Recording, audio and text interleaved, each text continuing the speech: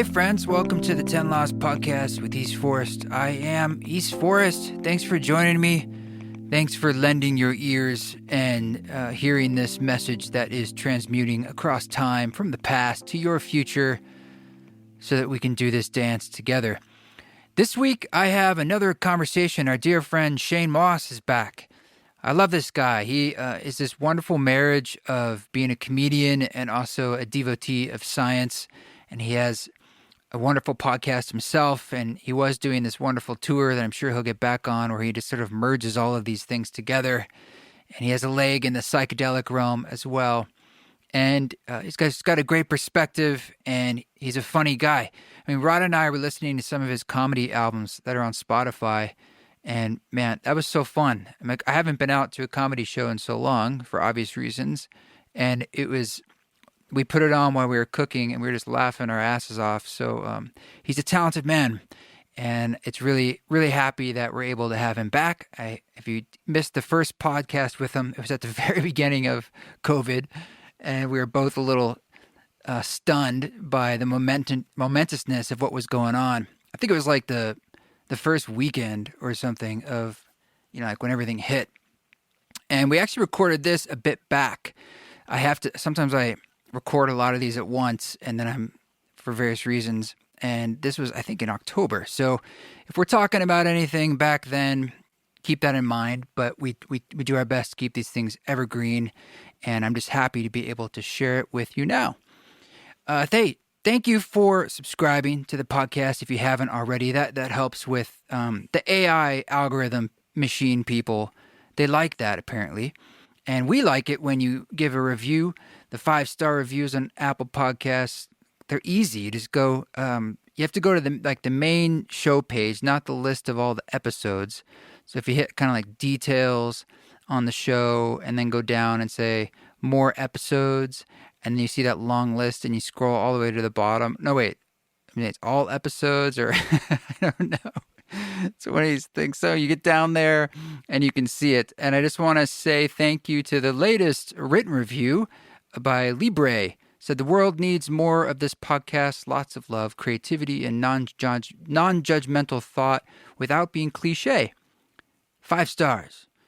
Man, thank you. Well, thank you, all of you who have taken the time to review and share the podcast with your friends online. I just really appreciate the support.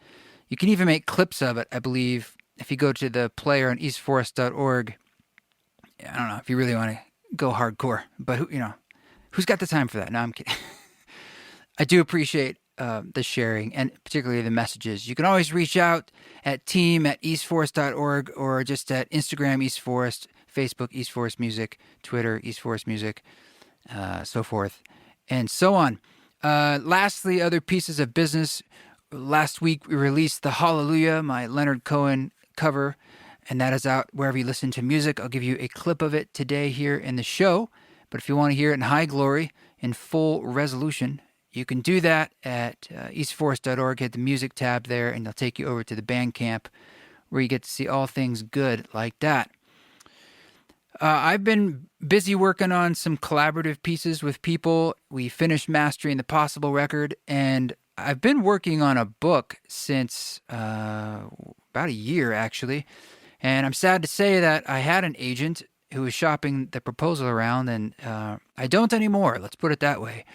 So I was a little bit dismayed and thinking maybe I should, self-publish, or do I try to get another agent? But I quickly discovered that if you have a book proposal that has been agented and then you try to get another agent to touch it, it's sort of like being a bride who almost got married and then you're looking for a new groom and they're not really interested.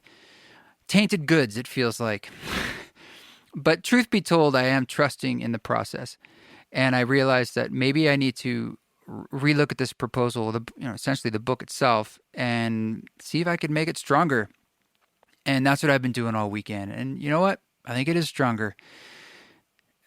Man, it is a journey getting a book together and out there. I've done a lot of albums. I think I'm up to like 30 some releases, and this feels like a whole nother beast in itself. But it's a fun challenge, and the impetus for doing it was, I've been out there doing the ceremony concerts, and there's a ethos or a message that's been forming in that I wanted to see if I could put it into the written form. Because some people, that's their doorway in. And for other people, it's the music. For others, it might be the podcast. For others, it might be retreats. For all of us hardcore ones, it's all the above. But I want to meet us all, each of us, where we're at and give us different doorways to walk through. So I'm going to continue working on it amidst the other things. And we'll see what happens. I'll keep you updated. More to come in the future, my friends, but I won't trouble you with that now. For now, let's get into this wonderful conversation with our dear friend of the podcast, Shane Mauss. So please explain this large beard to me. Last time, just to set people up, you and I spoke on this podcast. I think it was literally the weekend or the Monday after quarantine dropped in March. And we both were a little like, as touring people, we're a little like, wait a minute, what's happening? Pause. Yeah. And you had just started to cancel a very large potential tour. There was a great unknown in front of you. And now we're talking again, and I see that you have a large beard. Yeah. So you've been busy growing. I haven't cut any of my hair since quarantine. The beard, I'm not minding. Sometimes I even forget that it's there, believe it or not. Yeah. And the hair is the thing that's like still in this awkward. It's like not quite long enough to put into a ponytail yet. Man bun. Man bun. I can't wait to get that man bun, and I'm just gonna be such a tool. Man, if I had 10% of that hair, I'd be pretty happy. I have about 2% of what you have going on your whole head. But... Yeah, I have. Well, this is my first beard. I've had stubble for years. Oh, you have a gift. You should be doing this. Yeah. Yeah, I didn't know. I didn't know this would happen. This is I'm pretty. Does your hair grow like this everywhere in your body? Is this like you're just a hair machine, or is this comes out of your face? No, great question. No, I have look at that bald. No one can see this, by the way. It's just audio. It's just only you and I get to enjoy the glory. I know you got to explain it to people. Well, he's showing me. He took his pants off. I took my pants off. I have nothing down there. It's like a Ken doll. No, I have this. My chest. I don't have hair on my chest. I have like sporadic, like weird fly hairs. That's actually a thing. Here's a weird. Is this a kink? I don't know that it's if you're not if you have that question, the answer is it probably is. Well, I have these like strange. So I don't have I have hair on my nipples, and then I have like a little bit of. I have just like sporadic weird fly hairs that are like thick and like 2 inches long, but like one every like few inches, and so it's a strange growth that I have on like shoulder, back of the neck and stuff.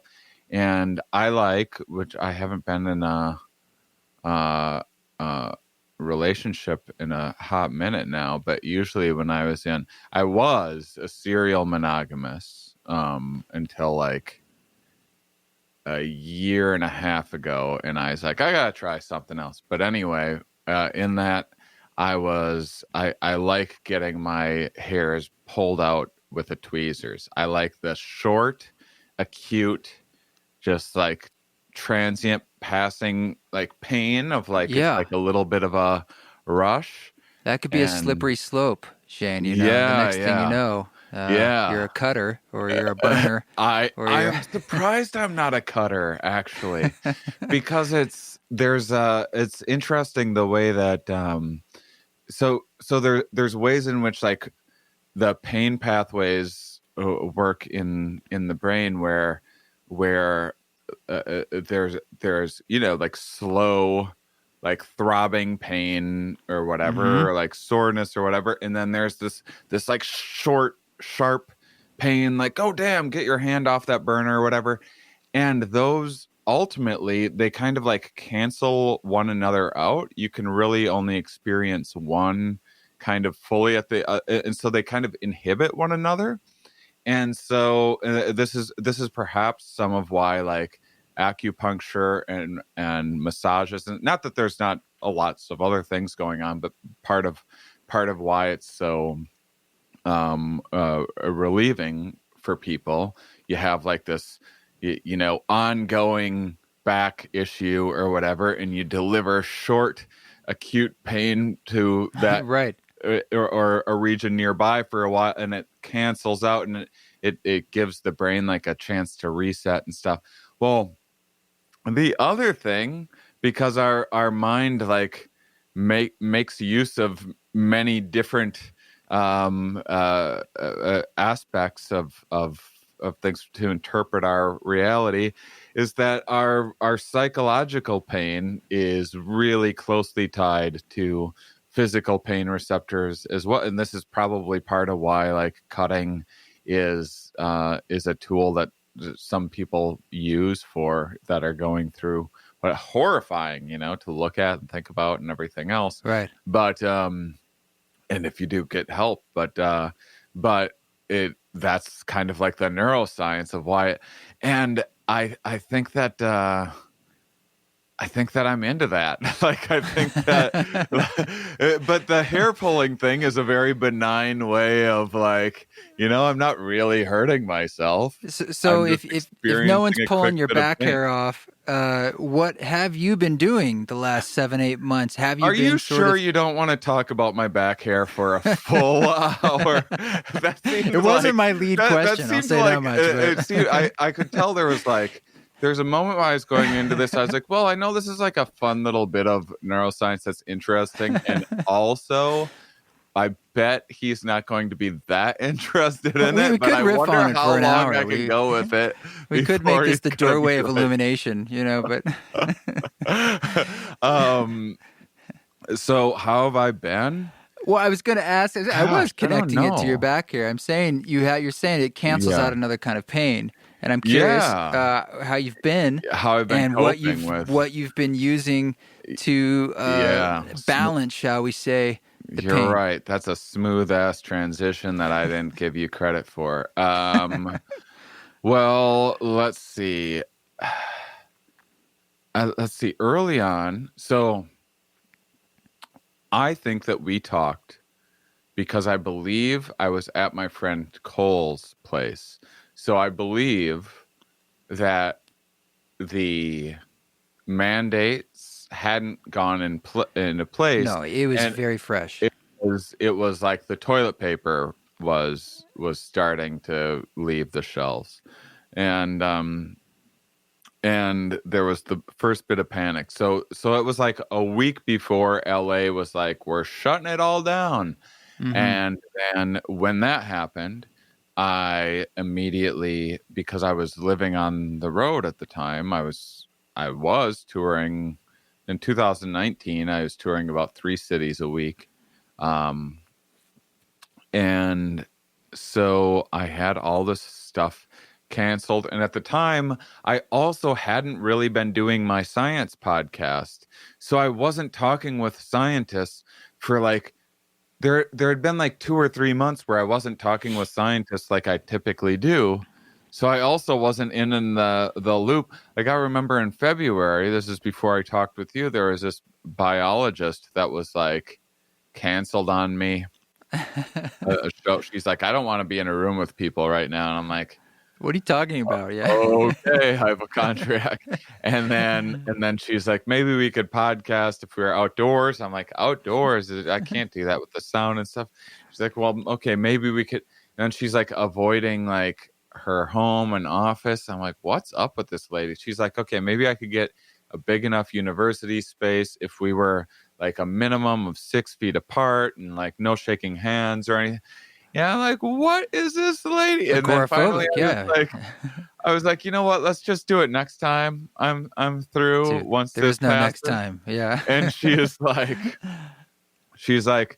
okay. And I know, you probably think I'm crazy or whatever, but if I were you, just stock up on stuff because there might be a run on things in grocery stores and Like, everything okay, else. sure. Yeah. So, and then That's when I cute. talked with you, I still hadn't really talked with that many people about it. I went back to, I had all of my gigs canceled through to Michigan. So I had this whole West Coast tour, and then it was through to Michigan in mid-April. That was my next gig, which I had a feeling I was going to cancel, but either way, I was heading west. I was like, okay, great, I'm going to come visit my parents in Wisconsin. Haven't gotten to see them much for a while. I'll hunker down there until I, sort out how long this is going to be or whatever. Then I started reaching out to like infectious disease people and stuff. And I was like, oh my God. This is way worse than I thought. Where's the toilet paper? I mean, the toilet paper thing was still silly, but it's, that's been one of the fascinating things about this. It's been, financially, tough, if not devastating for me, but I'm fortunate enough that I can hunker down with my parents for a while and get a reset, which I've really been making the most of this time. Everything outside of the financial aspect and the worrying about humanity and how long various things are going to they like people point to like a low death rate or whatever, which is great as we continue to manage things and less of a death rate. But there's still not that many people talking about some of what the potential long-term health implications might be for people that are getting it, maybe getting it a second time, third time down the line. Who knows? It's incredibly contagious, and then the economic aspects, all that stuff is like, I guess was making me anxious, and for that, I want people in the world to do well, but at the same time, like I've been doing all of these great things that I've been on the road for 14 years straight. Yeah, I'm imagining it's like a wonderful break. I know, I'm guessing you probably wouldn't have really hit a stop button unless you had to. And for the whole world to hit stop, for people who are on the road, it's kind of a wonderful, well, then I guess I won't have to do that for a while, and I don't have to feel guilty. Yeah. I'll just take a break.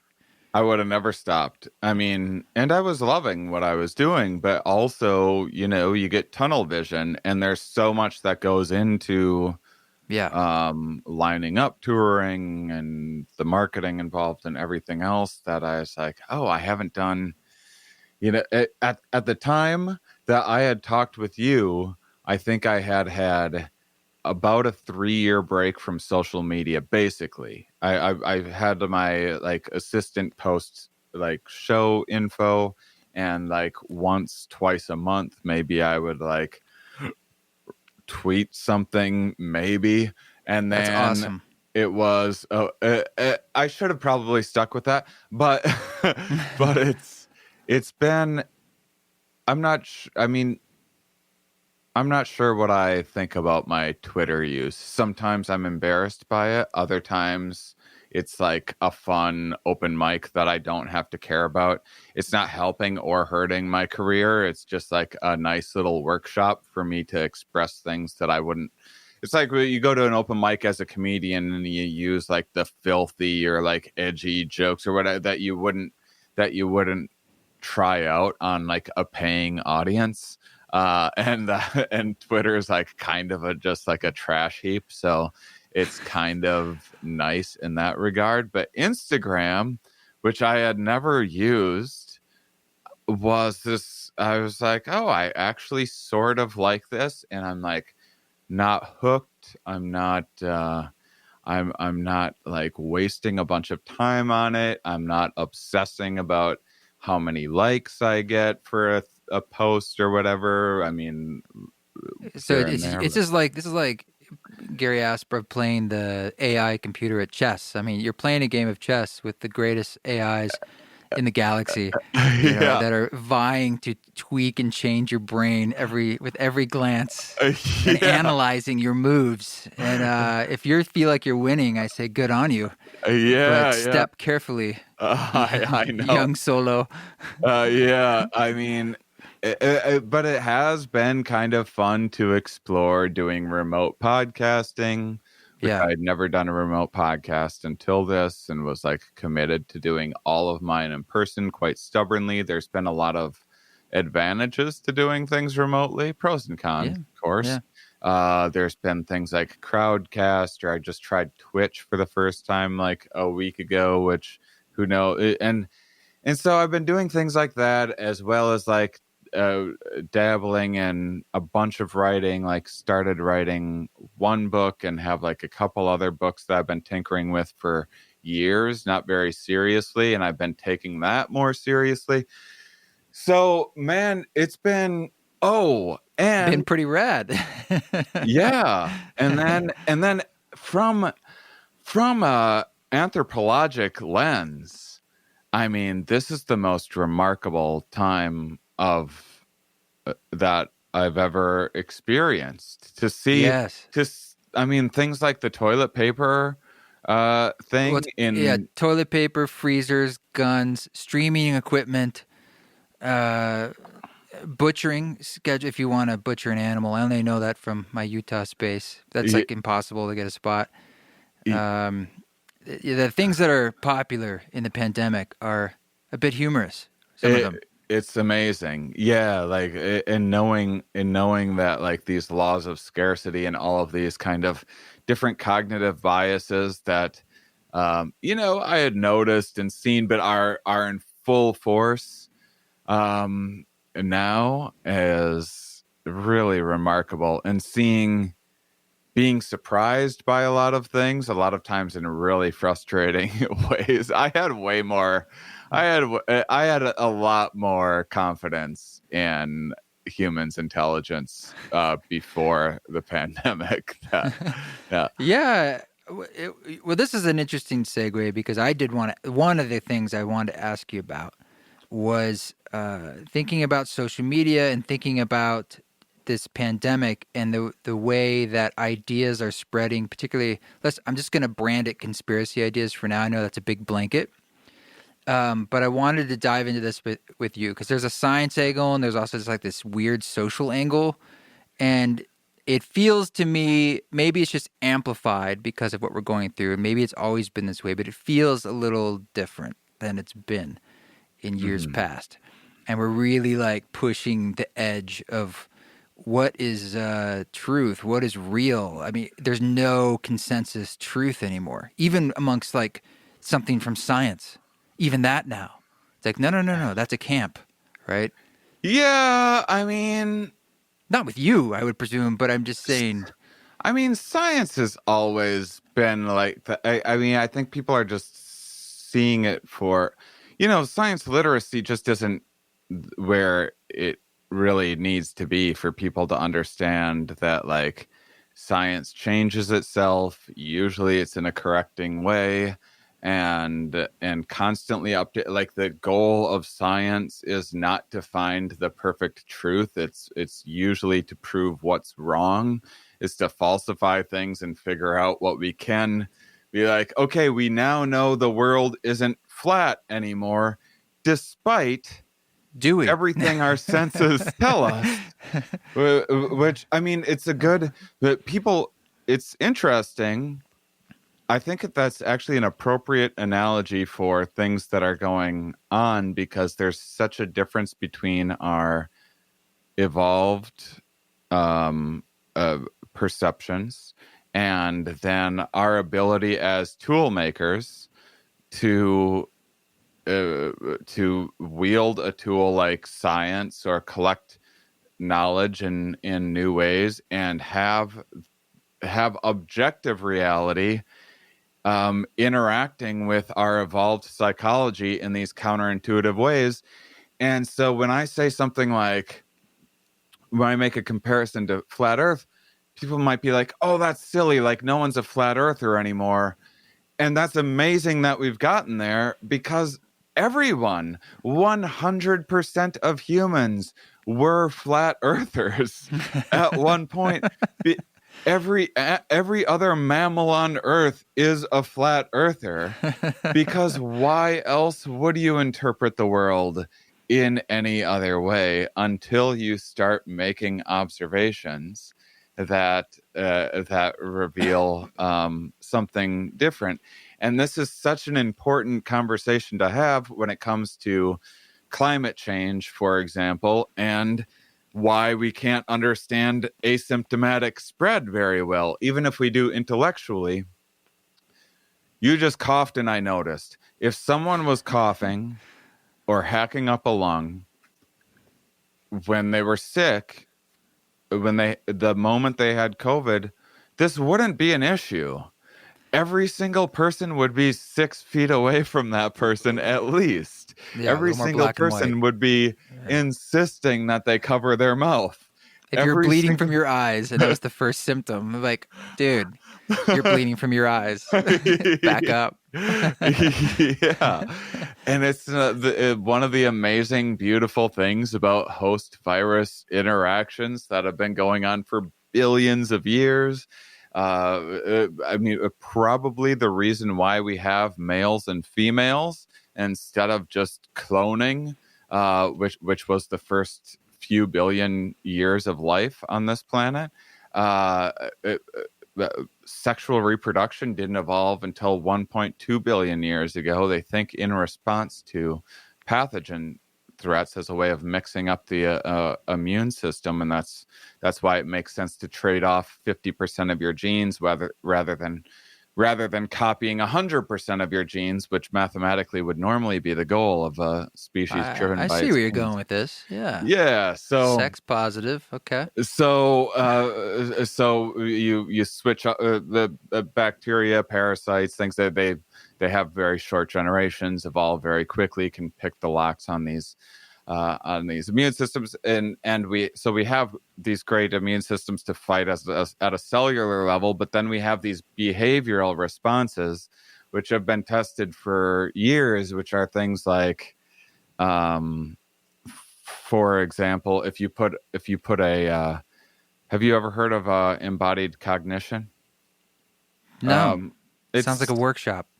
It's kind of it's the idea that much of our perception, much of like our moral reasoning and these things that we most associate with like higher functioning and intellect and like language ability, stuff like that, comes from the cortex, which is that outer layer that was the last to evolve in the human mind, and something that we have more of than other mammals, and it makes us particularly human. That was founded on that was built on top of a foundation of this like sensory input for physical senses. So there's all these peculiar things that happen from that. Like right now we're having a deep conversation.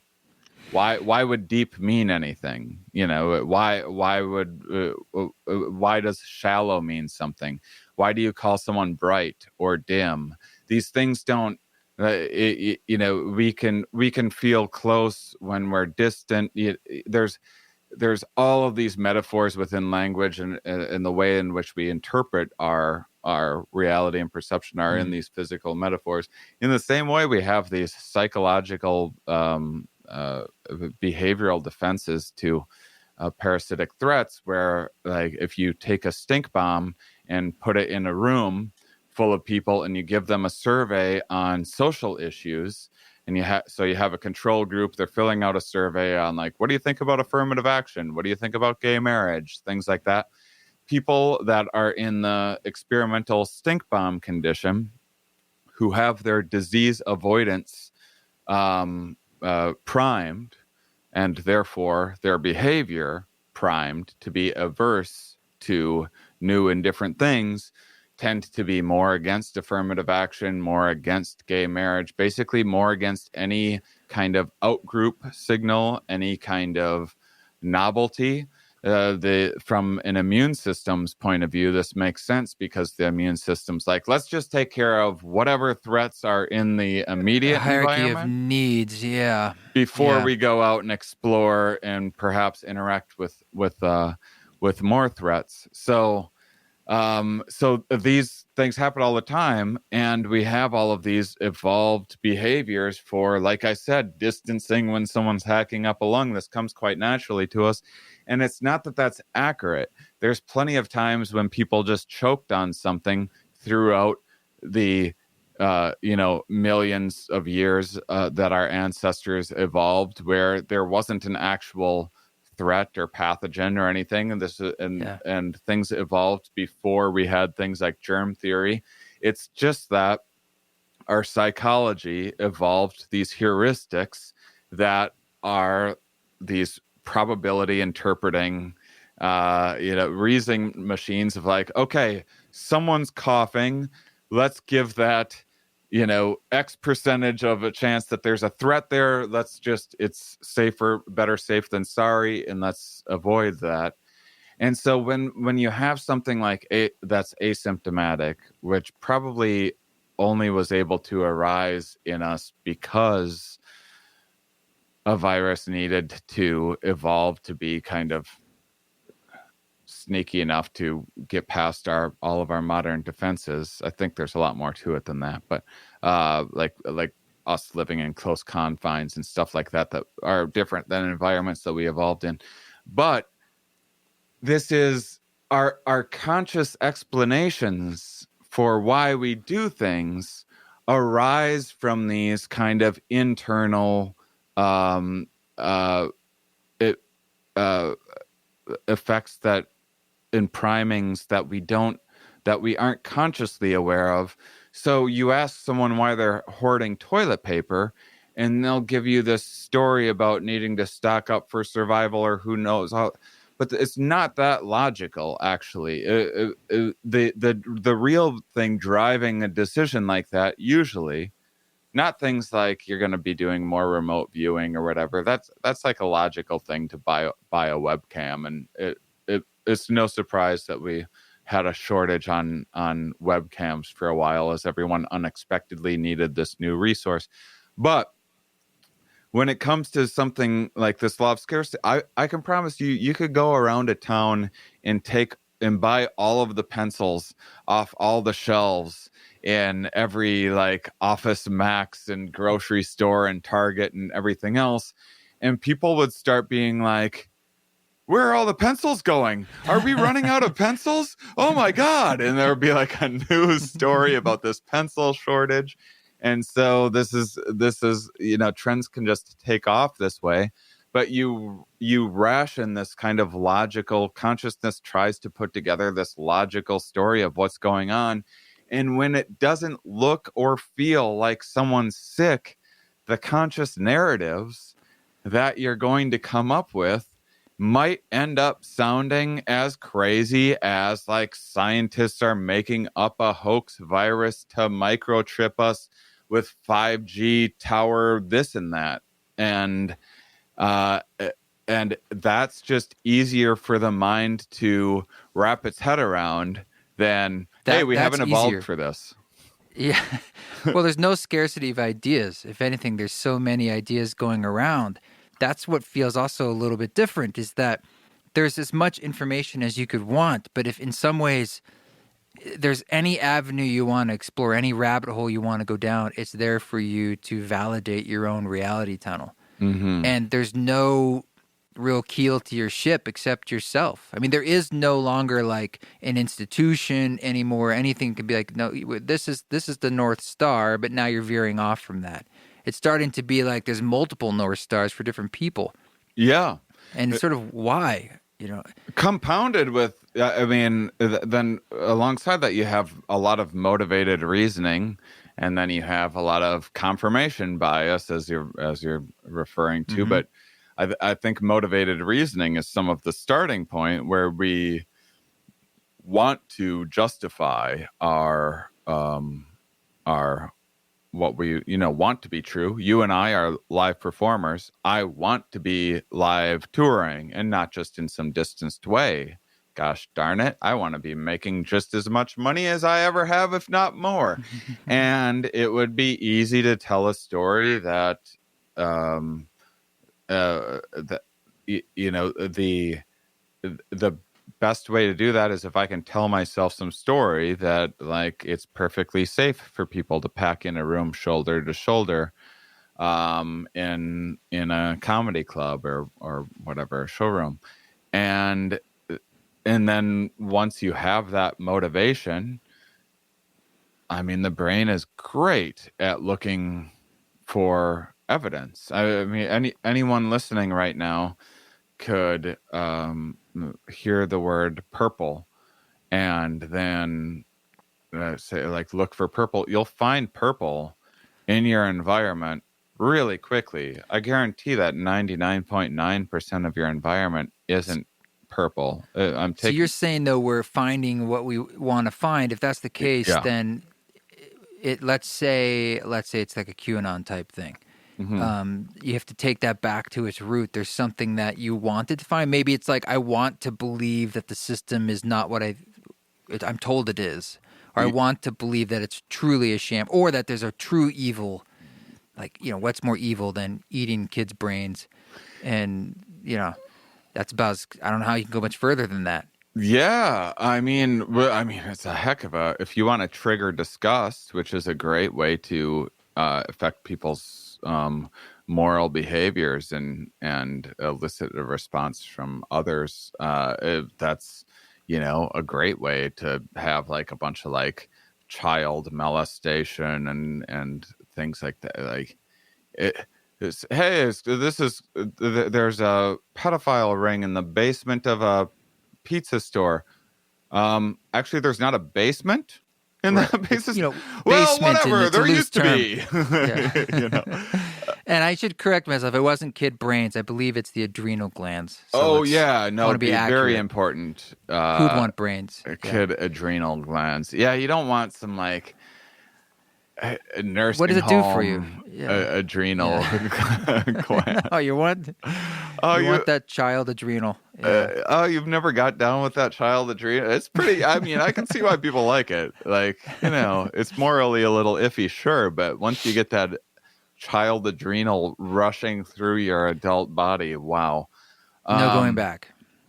I think that there's, again, a lot going on there, which is, so one quick similar thing. There's I was just talking with some anthropologists recently that work with this hunter-gatherer tribe, and whenever they have, like, some bacterial threat, some sort of virus that's going on, that's killing or impairing people's health, they usually come up with these narratives that have to do with, like, a water demon or something got to this person, and it usually has to do with that person wasn't being altruistic enough. They weren't sharing enough. They were doing something wrong. So there's a lot going on there, which is, there's this idea of this just world hypothesis, which gets into why we have, like, kind of these victim blaming type things that happen where you believe the world is just, and when you so there's a bunch of different cognitive biases going on with that. One, often people have a tendency to believe when they get something good, they've earned it. When something bad happens to them, it was a bit of bad luck. When someone else has that they don't like has something good happen to them, they got lucky. When something bad happens to them, they must have done something wrong. They must have deserved that bad thing. And this is a really nice way of, like, kind of psychologically protecting yourself from, say, thinking about your daughter or wife or something like that ever being assaulted, as if you can come up with this narrative of, like, oh, this woman that happened to, like, she was asking for it. She was wearing the wrong thing or whatever, because the people in my life are acting in the correct ways, bad things won't happen to them. We have agency over our lives. We can make these predictions. And so we do have this tendency to assign agency to these large, chaotic, dynamic systems that are incredibly difficult to wrap our minds around, which is, you have this idea of like a god come up or a spirit come up to encapsulate an idea of like the origin of the universe or order. You come up with the idea of a mad scientist plotting against you to put a face on this this concept of all of these bad things that are kind of out of control. And at the same time, there's two main I feel like I'm talking too much. Am I blabbing too much? Okay. As you're saying this, I'm looking at the picture behind you, the big eye, and I'm thinking like, and then you take things like DMT, right? Yeah. And then it's like, okay, hold on. Like, so it's not that I totally get that we're trying to like kind of we're trying to explain things in a way. Our psychology is. And then you've experienced some of these things, and it's like, it's ineffable, but it's also so powerful and realer than real in certain ways, and has a depth to it like times 1,000 to reality. Yeah. And it's like, okay, so even if I take on the mantle that this is my brain and I fired it up, and it's still in some ways equally incredible and no less meaningful to me. Absolutely. And those are the kinds of peak experiences then when I put that into the context of like confirmation bias and sort of like this idea of like the poetry of life and the meaning that sometimes there's meaning like in those moments. I can't deny them. It's so meaningful. It's meaning with a capital M, bolded and lit up. So how does that fit into this paradigm for you personally?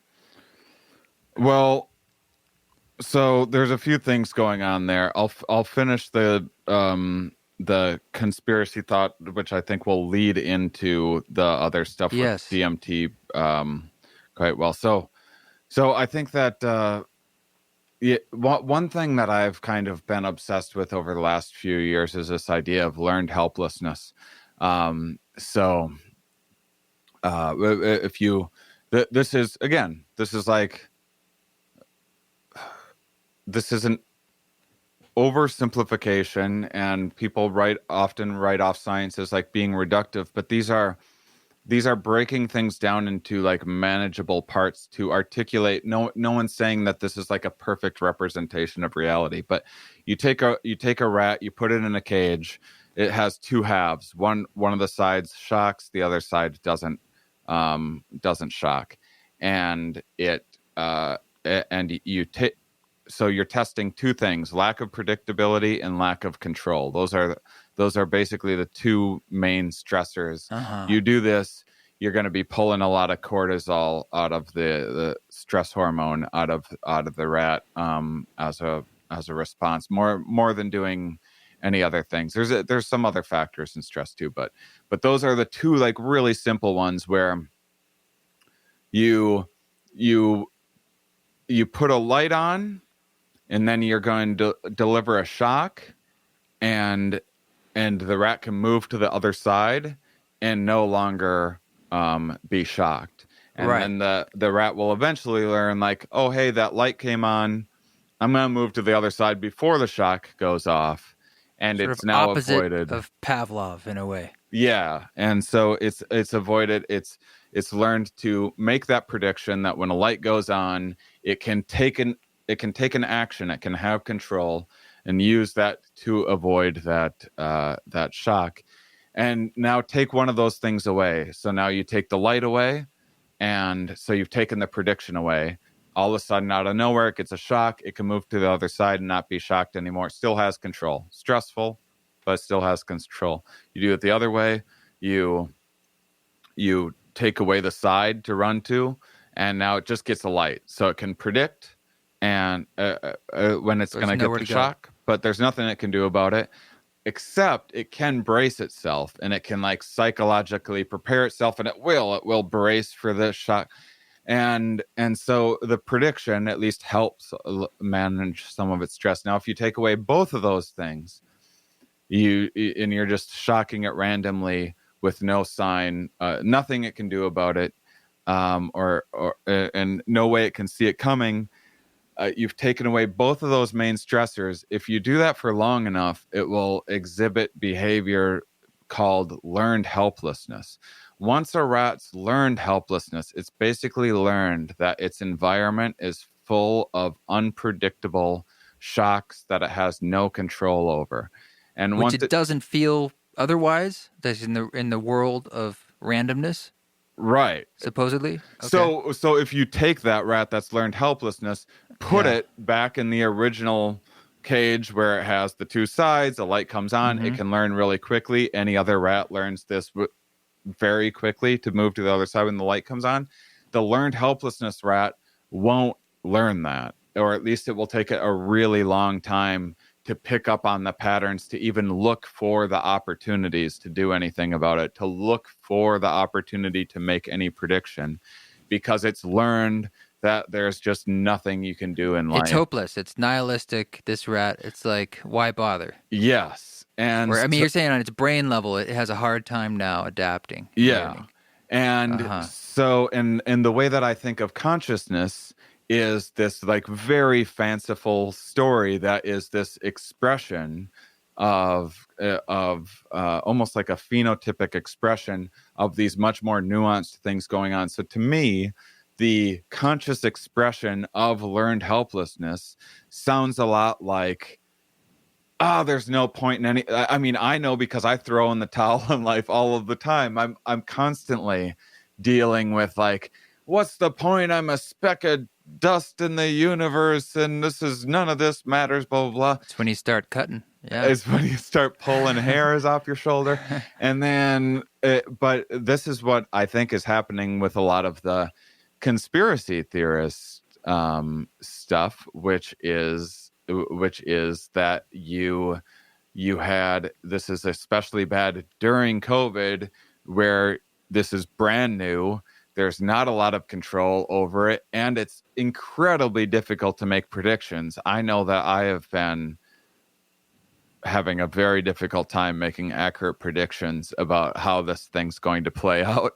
I imagine a lot of people are, and you know, a conscious expression of that is just to spin narratives of a world that is against you.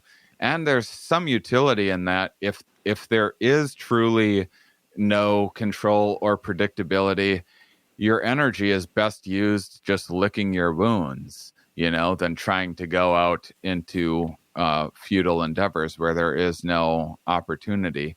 And so I think that this started a lot around the time of Trump, where a lot of people didn't see this coming, and then came up with stories of why this is.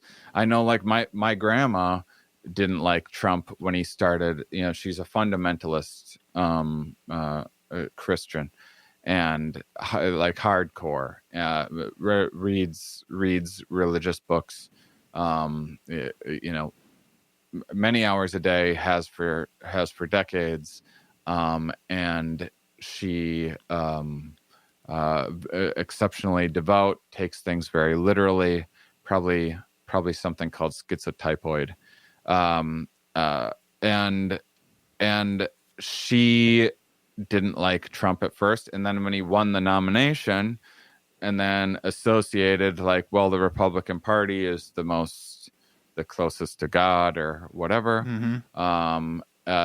Then when Trump won, she came up with this narrative that we all got like cards from her and stuff that was like, this is clearly divine intervention.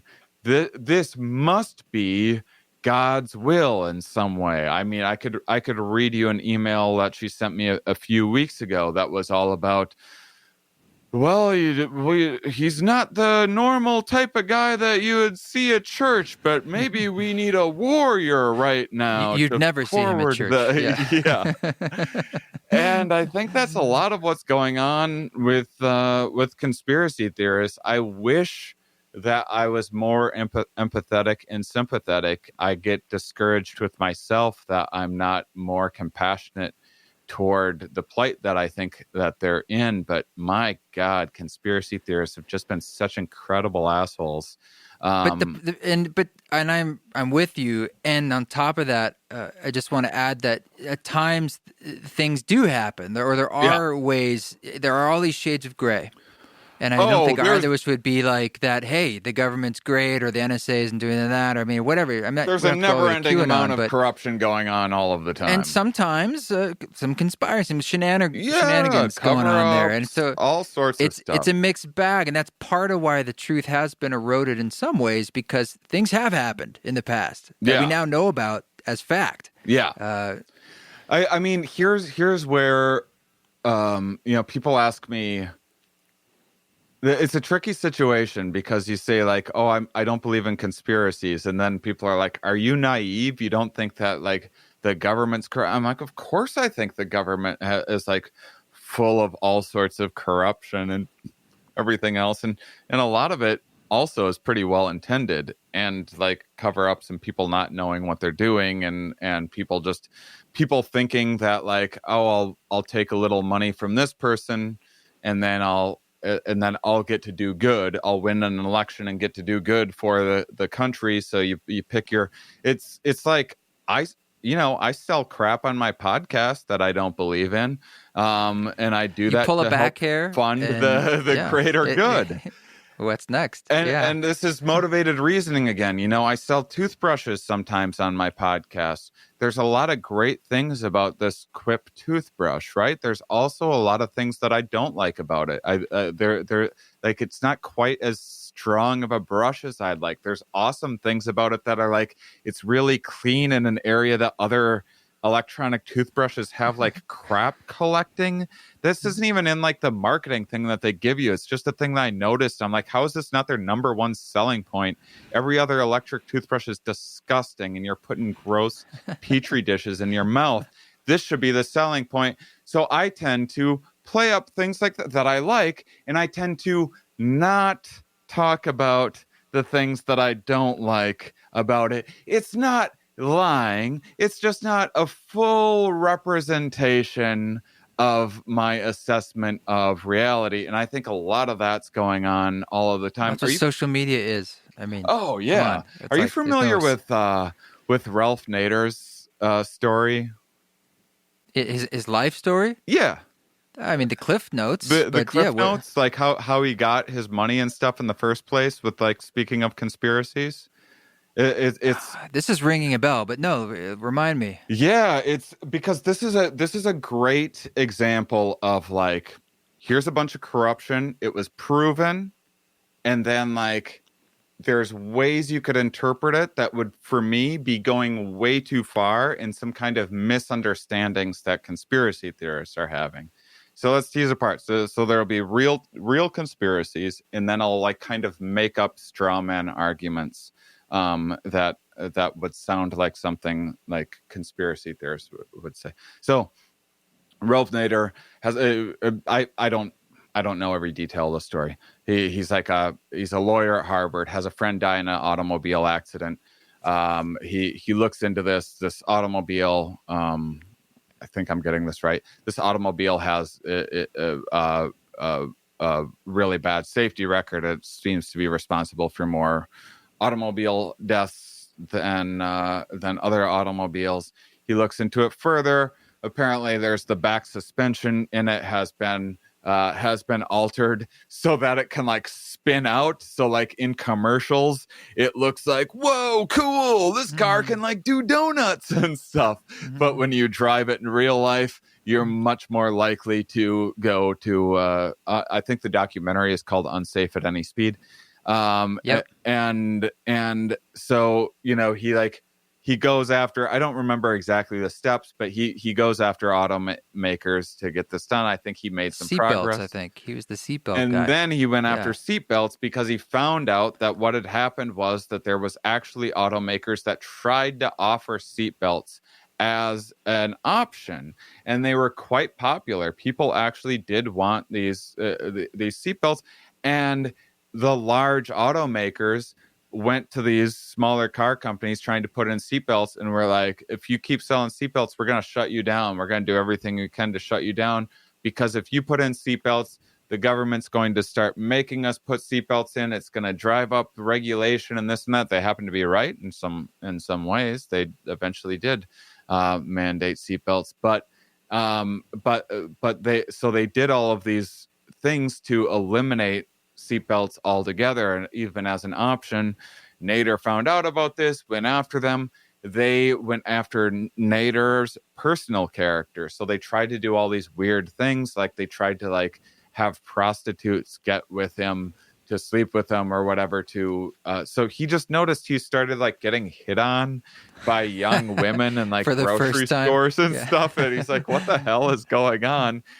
And was like, I good enough, or what? I don't care about the moral judgment with in regards to this, but whatever happened, it became somehow along the way they figured out that it was like General Motors and stuff trying to do this, trying to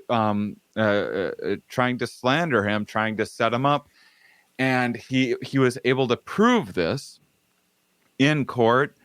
Ended up winning like millions. They eventually admitted to doing this, these big auto manufacturers, and they paid him millions of dollars. That's how he originally got many of his funds to then go and do a bunch of other fantastic consumer advocacy work, and then sabotage his career with a presidential run eventually. But I'm a huge consumer advocate, so I'm a big fan of what he did, and I so that's like, there's a lot of corruption and conspiracy within that. What a conspiracy theorist sounds like to me is when someone says something like,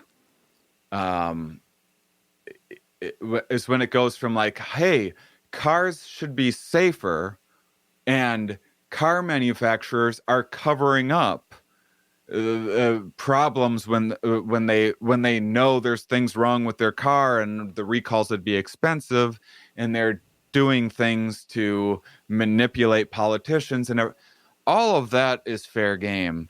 I think when it goes too far is when people start thinking, oh, see, these car manufacturers, they're trying to lower the population by making these cars more dangerous because these elitists, and look, they're doing crash tests.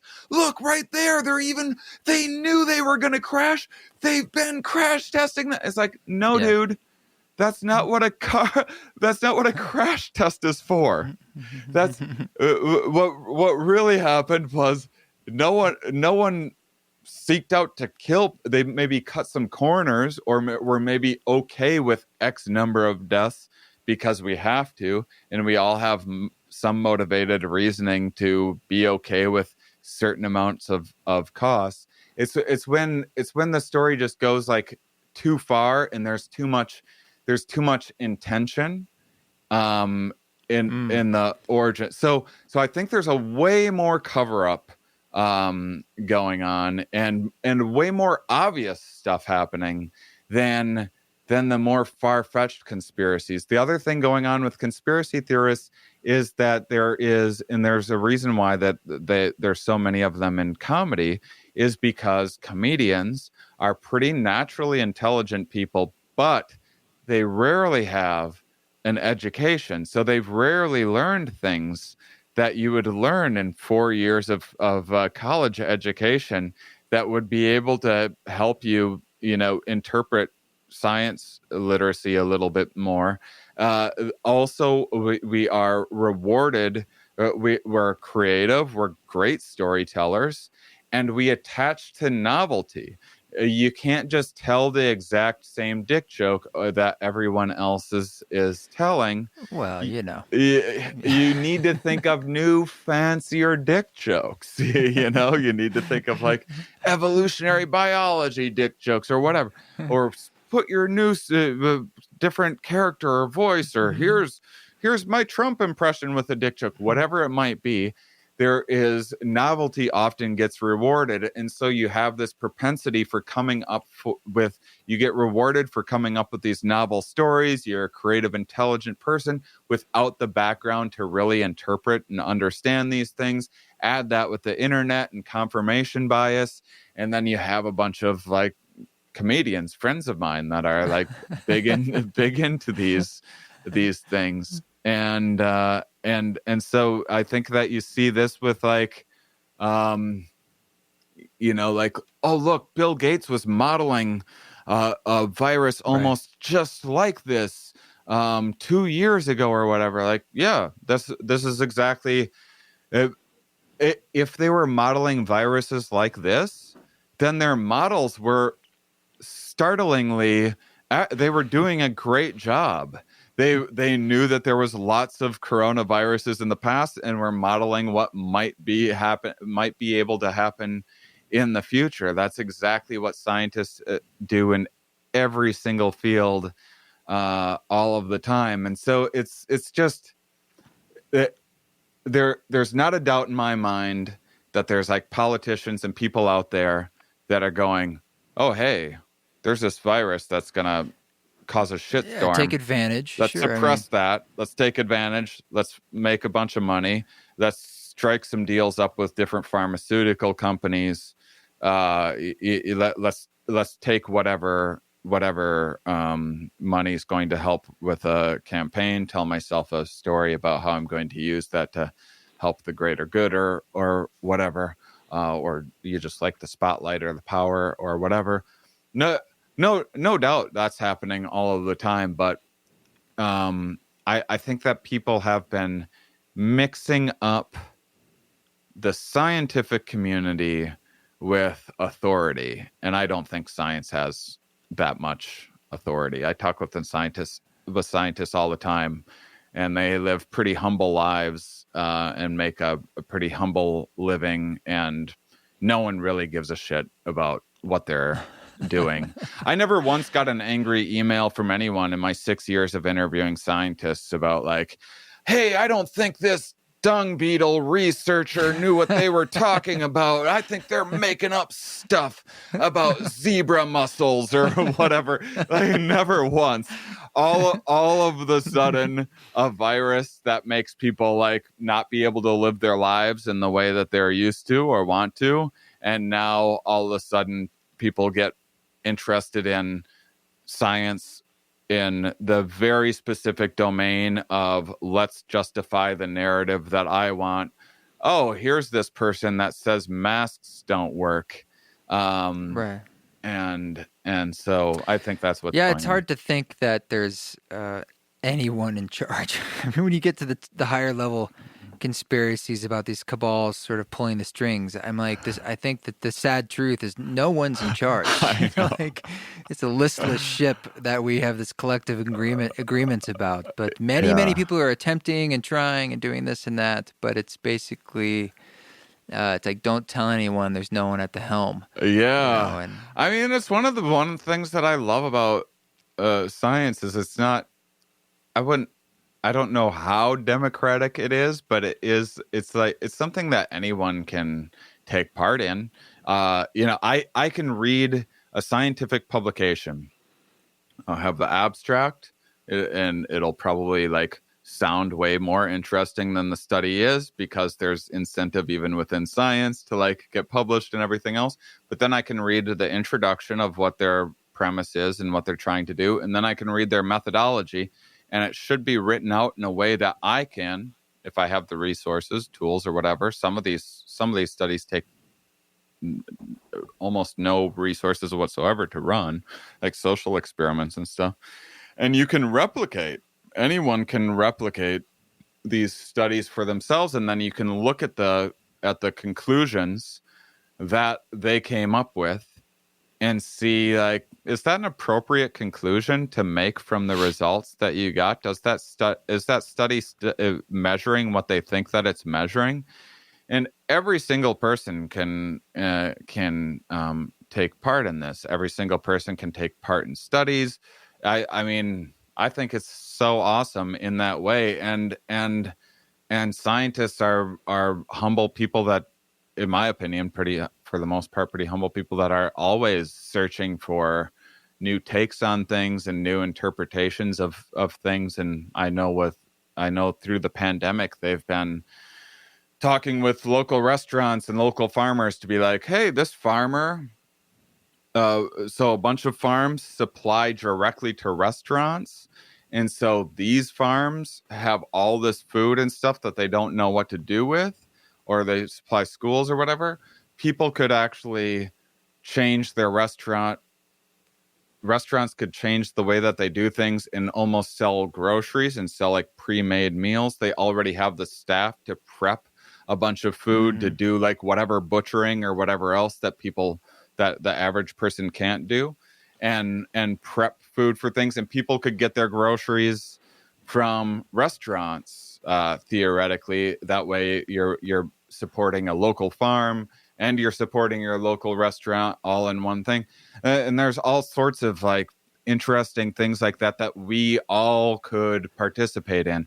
You don't feel like you get that with like changing healthcare type of thing, other than getting to vote like every 4 years or something. It's just like, no wonder people feel that learned helplessness when it comes to politics, because what the fuck can you do other than your tiny little vote?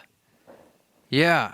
And last time we spoke, you said you hadn't done any sort of psychedelic or Sorry, DMT. I did promise we'd talk about DMT. No, it's okay. But I bring it up because I think you said it in a way like that shifts your reality in a sense. I don't know, like in a way that it what's the way to put this? Like it softens the edges in a sense, or it adds another layer of meaning, I think. And have you imbibed in a way, or do you still feel like that would change perhaps your own belief system? Well, I mean, I'm certainly open to change. I would hope, probably not as much as I like to tell myself that I am. But I mean, if anyone, like as a guest on a podcast, I'm a little self-conscious that maybe people would think that I'm like a blowhard or sound like a know-it-all or something like that. If you listen to my podcast when I'm talking with scientists, if you want to hear how wrong I am about every fucking thing that's coming out of my mouth, wait until I talk with any. I'm proven wrong on everything, every single episode. Not only that, but here's another thing that I love. I'll do my research. I'll look through publications. I'll read a publication they wrote like 2 years ago, interpret it, say it back to them, and then they'll be like, oh yeah, actually that's not That's the old me. Yeah. we've come a long way in our understanding in the last couple of years. It's not quite that anymore. And that's what I love, is that it's the opposite of dogmatic.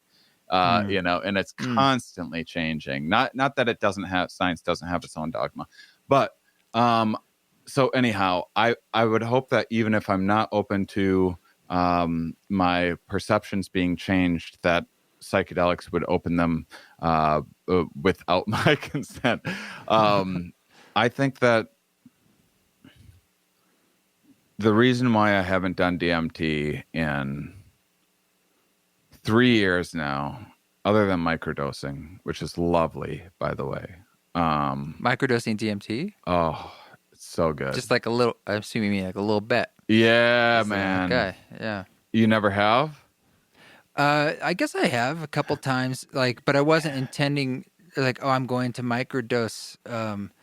Like maybe someone had one of those new vape pen type things, and so you're just like, does this work? Yeah, and you get a little bit. Or many years ago, I think someone sprinkled it in a spliff, and I thought it was interesting because it was sort of like I was getting the early, but I don't have earlier as that much after experience that I would too, know. you know, like that afterwards of like that little body buzz and everything has like a little sparkle to it, and it's like everything's the same, but just with just like a sprinkle of... The thing with microdosing DMT is I think it can very easily become not a microdose. You just have to be okay with that. It's Oh, for sure. And that's fine. It's like, okay, you just have to mark out the time just in case you got to sit down and go into the galactic center. I've never microdosed anything else successfully. Not that I've tried that much, but I've only tried a couple times with mushrooms. Never did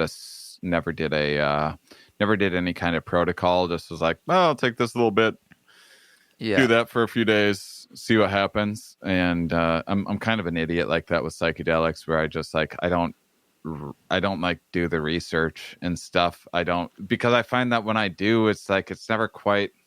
I like to find my own right amount and right. Well, anyway, whatever I did, it didn't work. Like I've tried to microdose for depression with mushrooms, and it made it much worse. Not much worse. It made it worse. It was enough where I'm like, I'm done with this experiment. I did that like at least 2 or 3 times, but a couple things.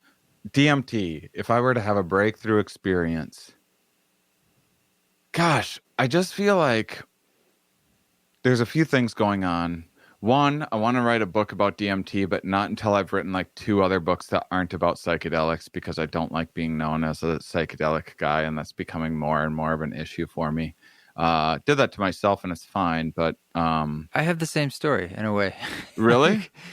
I don't want to be the psychedelic guy, and I actually wasn't like, oh, we have to talk about that. You just brought it up, and I was like, oh, that could be interesting. Sort of a doorway in. But in my own career, like I'm interested in essence in like just how do I live well and feel better. And there's lots of ways to do that. And for me, psychedelics have played a big role in that.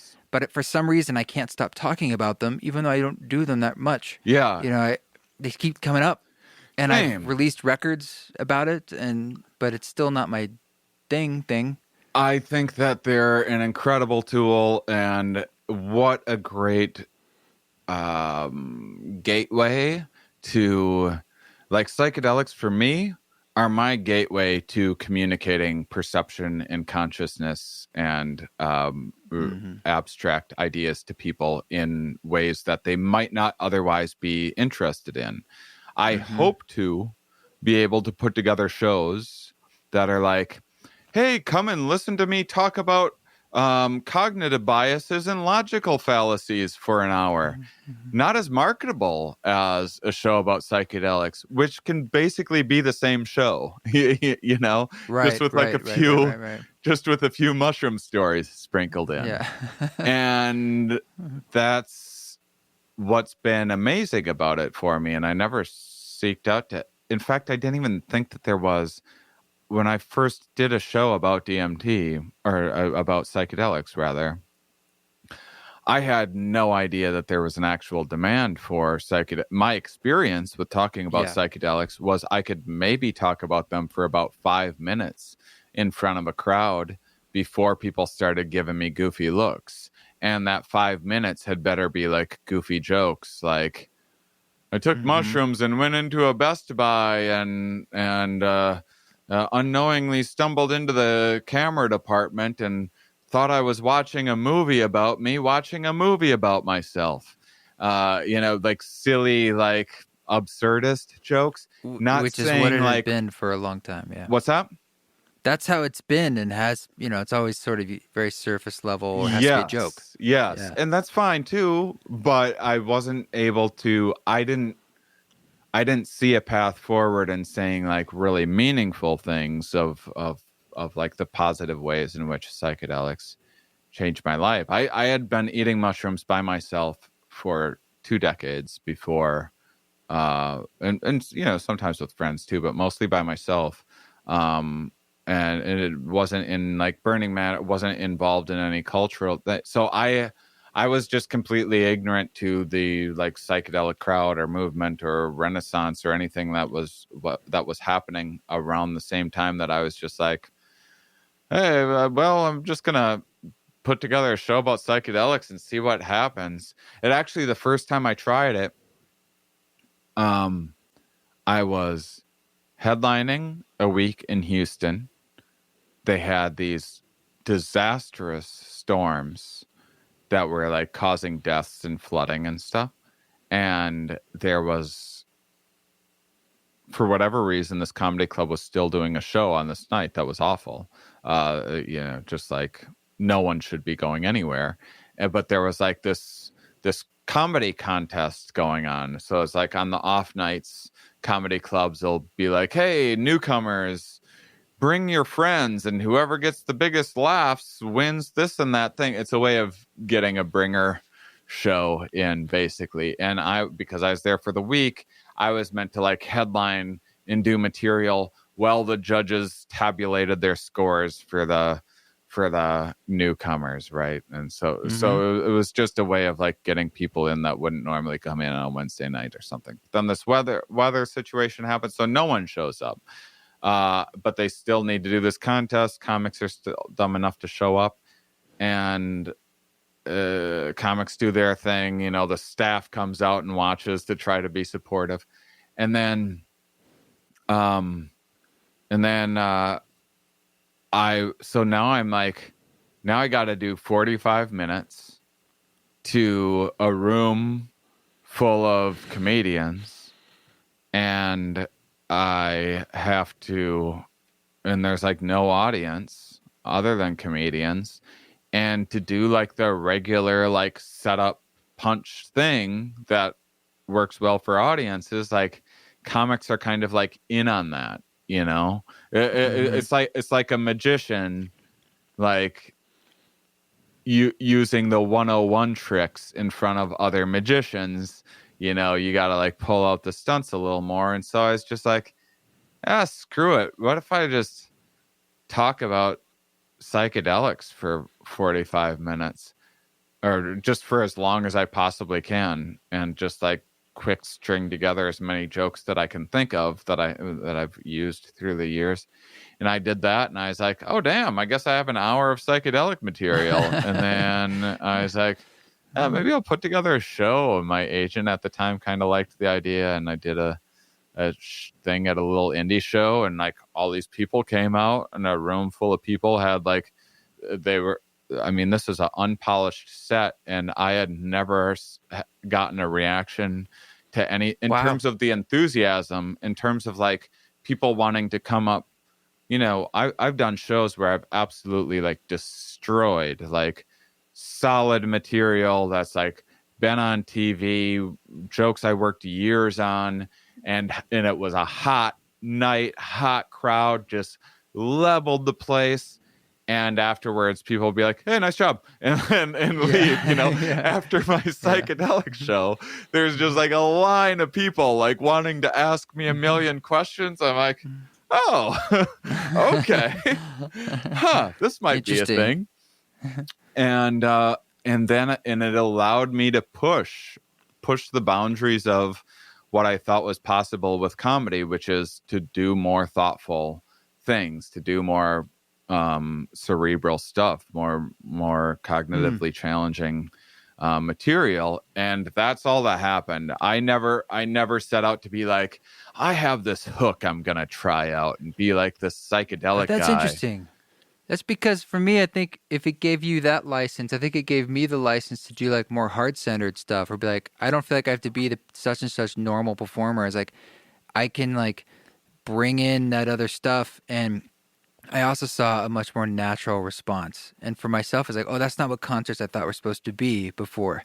It has to be more entertaining, but as really it is about being more, I guess, authentic to your own experience, or more vulnerable in a way. You're just like, well, just speak about the stuff that matters to me. And there's something universal there. Yeah. So, I mean, psychedelics have been good to me in a variety of ways. But in 2017, making my documentary, Psychonautics, a Comics Exploration of Psychedelics, I went a little overboard. and didn't follow broke every one of my own rules. And because I had 20 years of successful experience, and we had a short amount of time to film this thing and small budget and everything else. And, I had some very, very significant and intense and scary, especially for the people around me more than me, but the people around me, manic episodes. And since that time, I've been, although I was always susceptible to hypomanic episodes, I mean, I didn't care about that.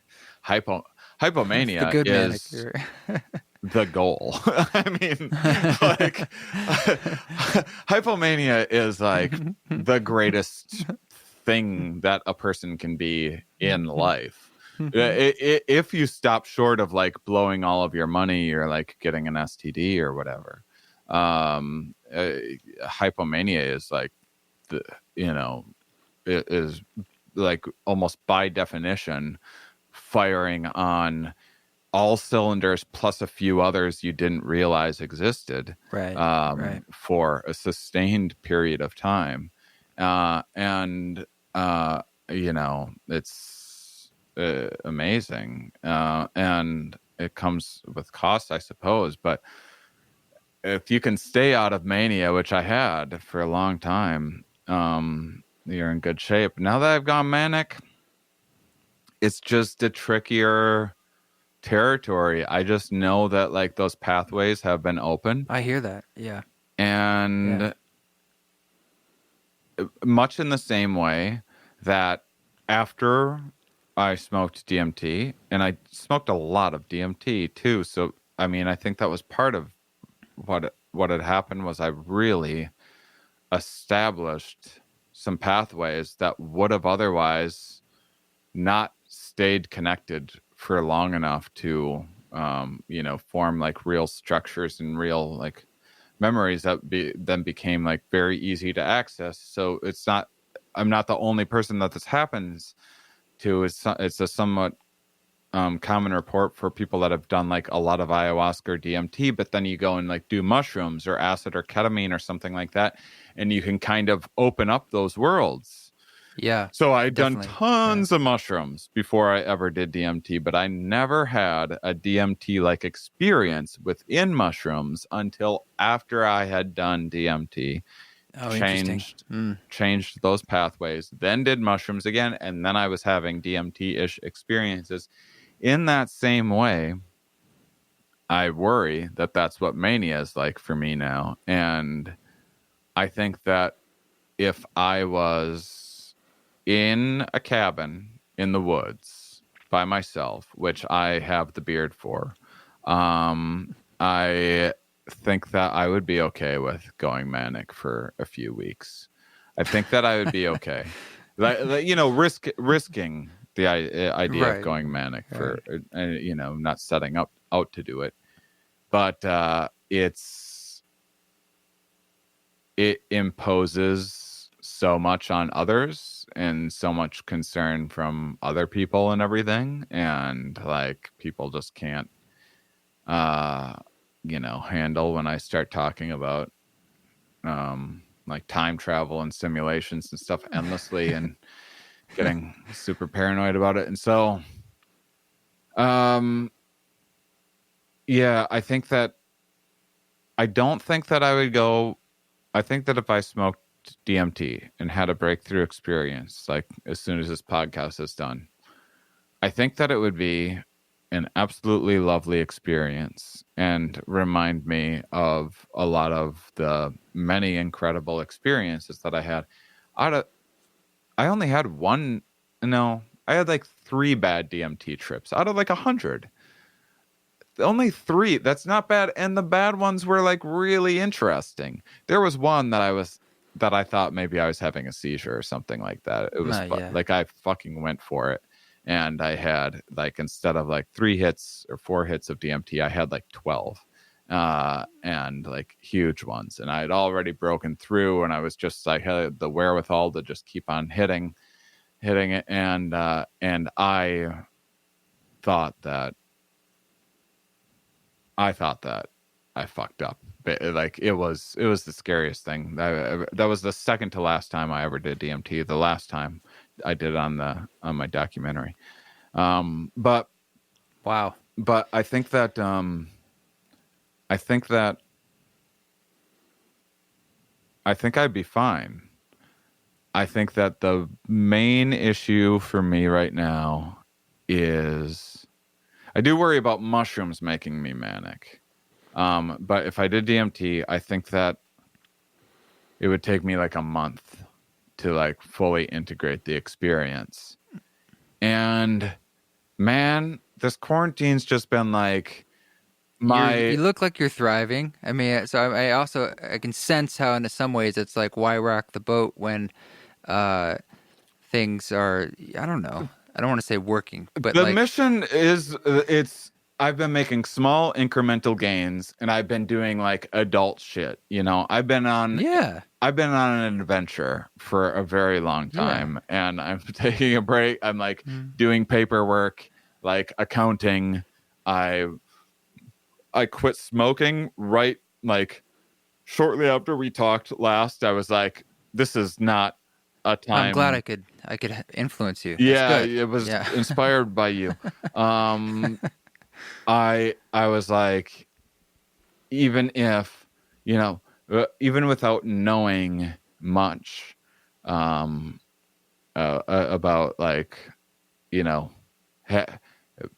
COVID's interaction with lungs and stuff at the time, I was just like, well, this is not the right time to have your lungs in impaired shape, and this definitely isn't the right time to have a smoker's cough in public.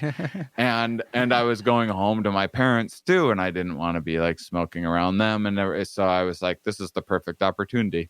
Then May 25th, I turned 40 and I quit drinking. Had another manic episode when I did that, by the way. Ended up in a psych ward again for a week. Oh, no kidding. 5 days, actually. From not drinking?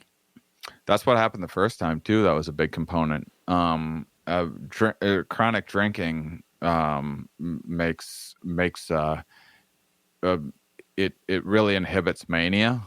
So if you're bipolar, because alcohol's an upper while you're drinking it, but then it's a depressant afterwards. It has these like I forget what they call it, like the two. Yeah. There's a lot of drug interactions like that. You know, context is everything, and they can have two different impacts on the mind depending on the situation.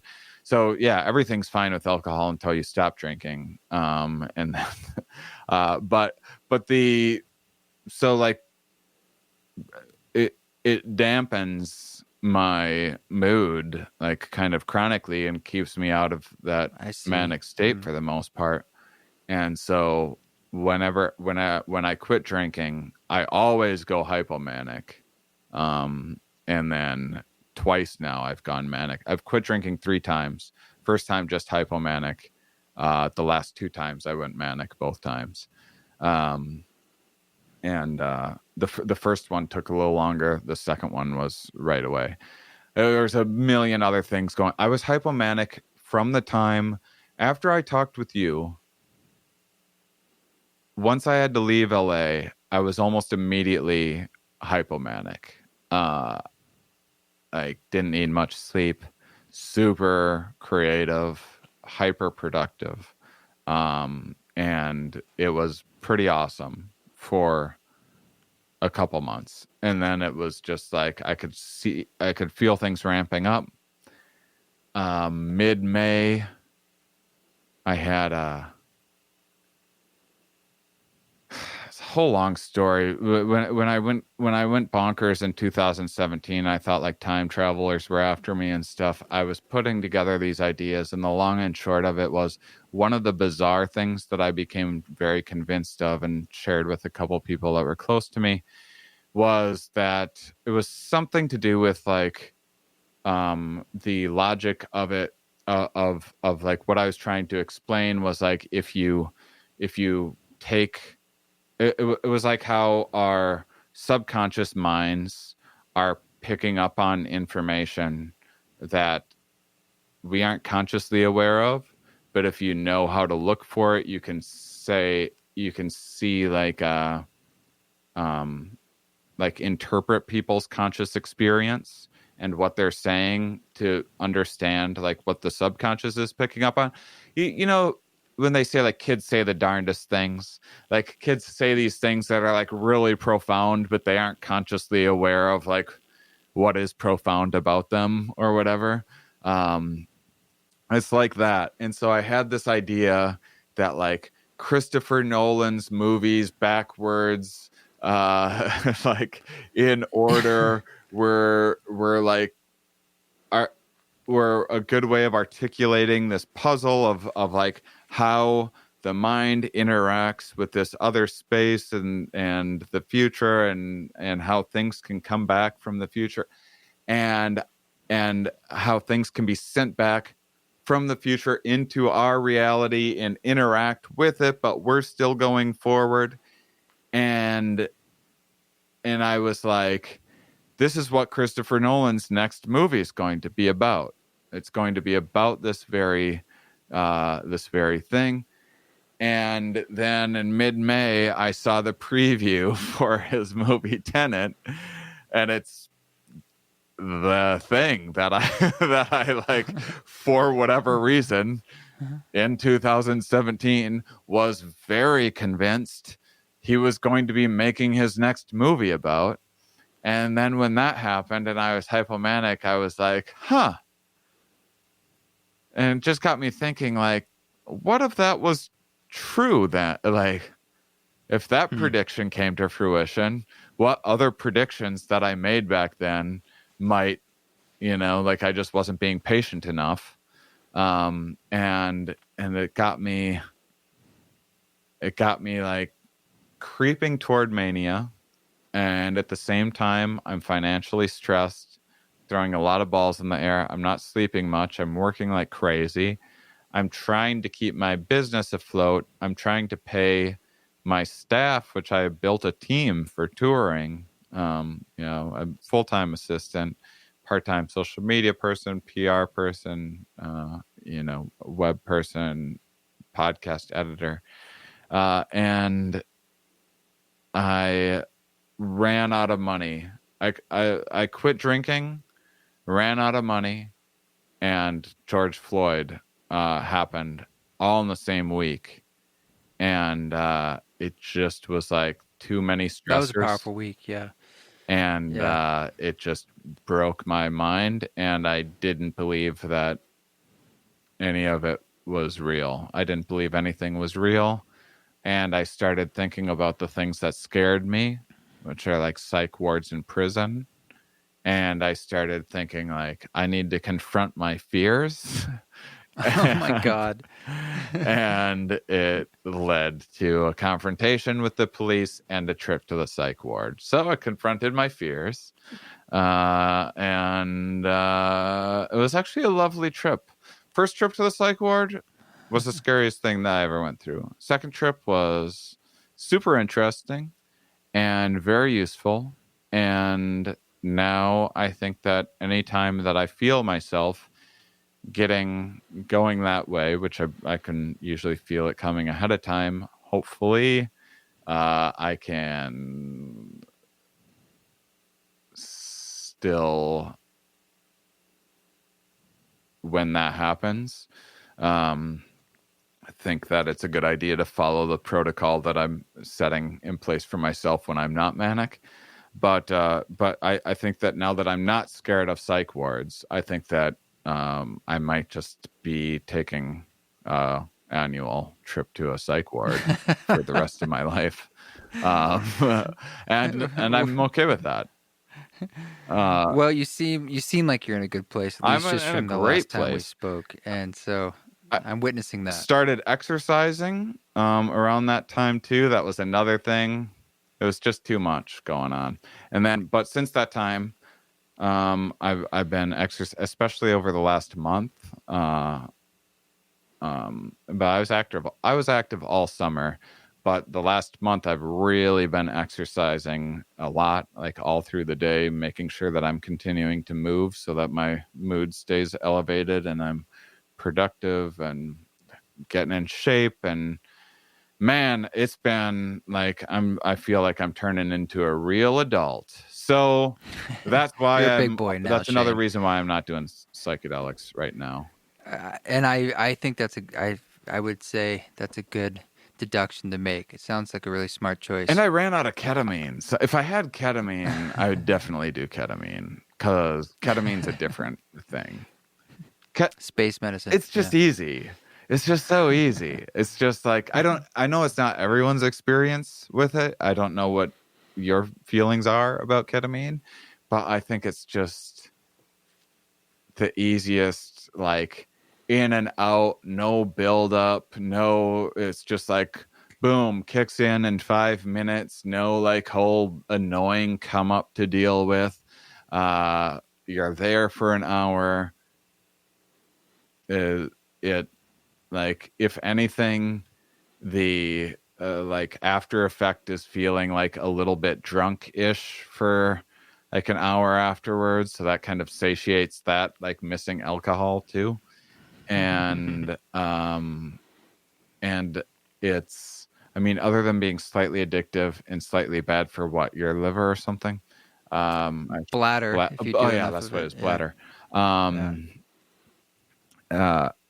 Other than that, I mean, gosh. Yeah, my partner has been leading legal ketamine assisted therapy here in Boise, so that's sort of actually a newer job, and so nice. I'm well versed in the wonderful. Yeah. Yeah. But it's a much longer story. I told it earlier, several months back. I had a intermuscular experience with it that was unintentionally powerful. Not just powerful, but like times 1,000 of any experience I've ever had. Really? So it's just like I was floored. Yeah. Yeah. I mean, completely different thing that I had no clue those dimensions existed. Really? Yeah, well, now I really want to do ketamine. I mean, what did you just do? shot A in the very arm high dose? It was a shot. It's called intermuscular. Yeah. No, I've done that. It was 75 milligrams, which I guess would be That's a regular considered dose. a strong normal dose. That is Yeah, normal. and I had the same. I'd had 200 milligrams as lozenges, and you tend to ingest in your body about 30% ish, I think. So roughly the same amount. So that's why they came up with that dose. But for some reason, when they gave that to me, it felt like they'd given me 1,000,000 times more than they intended to. I assumed they had. I said, okay, they screwed up, and I probably won't die, but this is gonna go for some pretty far places, and I just like, we have to ride this out. You know, I was like shaking, and I couldn't. You were shaking. I have a fair amount of experience across the decades, from anything from the Amazon to shamans here and there, and sweat lodges, and this was truly the strongest by a magnitude of many, many, many dozens and hundreds of maybe. Wow. I'd never experienced anything like it. Yeah.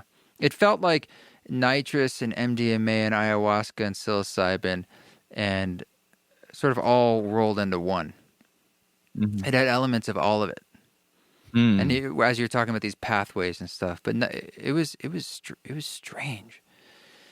And I didn't know, and it really broke me. The next day, I was truly broken mentally, like really, perhaps manic. Yeah, like I couldn't hold on to reality. And it was my birthday, actually. Really? I canceled everything because I couldn't. I was angry, but as I started to come back, which I'd say within the next day, I was more coming back. I was just more shell shocked because I didn't anticipate that experience happening. I thought it'd just be this easy breezy thing. Since then, I've felt the strongest I've felt in years mentally. And I can't attribute it necessarily to that, but it very well could have played a large role in it. It's hard to say. I mean, all of this is making me want to do ketamine quite a bit. The therapy sessions are interesting because there's some research that if you do a series of them, that you tend to do 3 to 6 over 3 weeks, that there's a magic number there of getting enough of a dosage that it has the long-lasting effects for depression and anxiety, and sometimes chronic pain too. So anecdotally, I can say that for myself, but that wasn't I don't know. It was summertime, and I've had a lot going on that creatively I've been feeling really satisfied, and that's, I think, plays a big, big role in mental health. But nonetheless, I had at least 3 panic attacks before that, from the beginning of March until then, related to things from just stress and COVID and all these things. Yeah. Since then, I've been the guy consoling people. Like, I just don't feel very shakeable in that way. I feel much more grounded. Yeah, so take it or leave it. For some people, I do. it's not the thing. I have one emergency dose of ketamine left.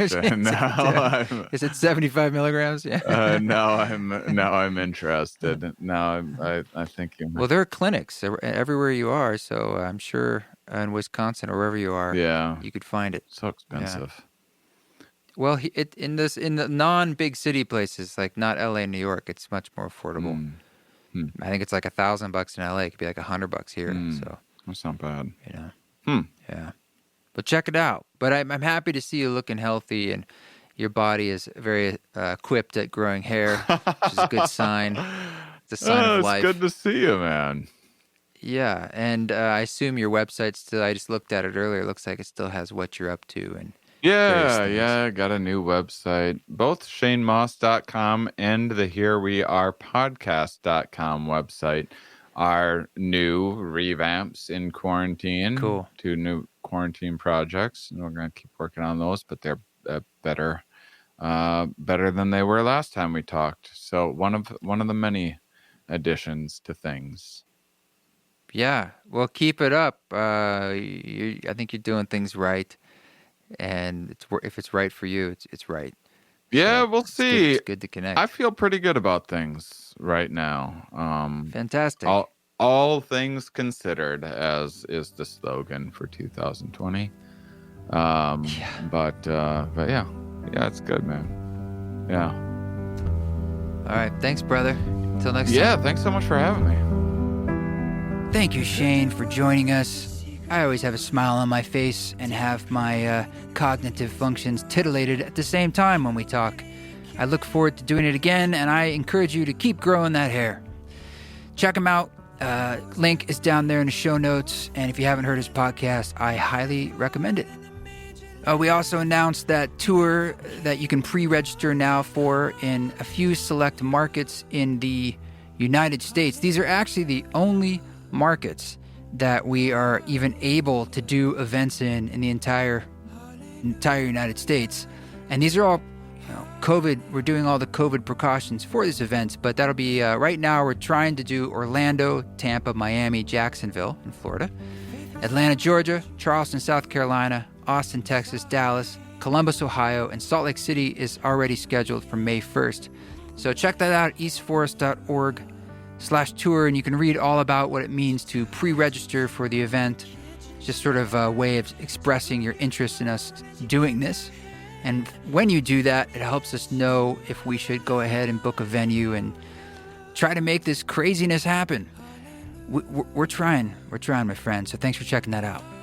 This song that you're hearing in the background is Hallelujah. This is the song that was just released last week. It is a cover of Leonard Cohen's song. It's something that I just did for fun here in the studio, and I decided, hey, I'll just give it a shot and record it on the old piano because it was just tuned. And Rod is like, you should release that.